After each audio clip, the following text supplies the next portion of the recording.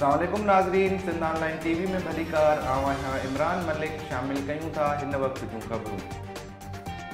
नाज़रीन, Sindh youth action committee जी chairman Sindhu नवाज़ गांगरो पारां सिंध जी तालीमी इदारनि में न्याणियुनि सां थींदड़ ज़ुल्म ते चाणका मेडिकल यूनिवर्सिटी जे वाइस चांसलर खे फौरी हटाइण ऐं अदालती जांच कराइण लाइ चाणका यूनिवर्सिटी जे गेट आॾो धरणो हणण जो ऐलान करे छॾियो आहे। सिंध ऑनलाइन टीवी जे रिपोर्टर अज़ीज़ मेमन मूजिब हिंगोरजा में प्रेस कॉन्फ्रेंस कंदे हुन चयो त चाणका यूनिवर्सिटी में शागिर्दाणी निमृता ऐं नौशीन शाह जी ख़ुदकुशी वाक़े जी DNA रिपोर्ट अचण बाद वाज़िह थी वियो आहे त ॿिन्ही जो क़ातिल साॻियो आहे, पर उनखे हुन वक़्त ताईं कानूनी गिरफ़्त में नाहे आंदो वियो। हुन चयो त हिकु साज़िश तहत सिंध जी तालीमी इदारनि में बग़ैर नुमा दरिंदनि शागिर्दाणियुनि जो जीअण जंजाल करे छॾियो आहे। डॉक्टर परवीन रिंद जे बयान खां पोइ सभु कुझु वाइको थी चुको आहे त शागिर्दाणियुनि ख़ुदकुशी नाहे कई, पर उन्हनि खे क़त्ल करे क़ातिलनि जा पेर लिकाइण लाइ ख़ुदकुशी जा ड्रामा रचाया पिया वञनि। हुन चयो त शागिर्द यूनियन खे बहाल कयो वञे। जेकॾहिं शागिर्द यूनियन खे हक़ीक़ी नमूने में बहाल न कयो वियो त ॿीहर जदोजहद कई वेंदी।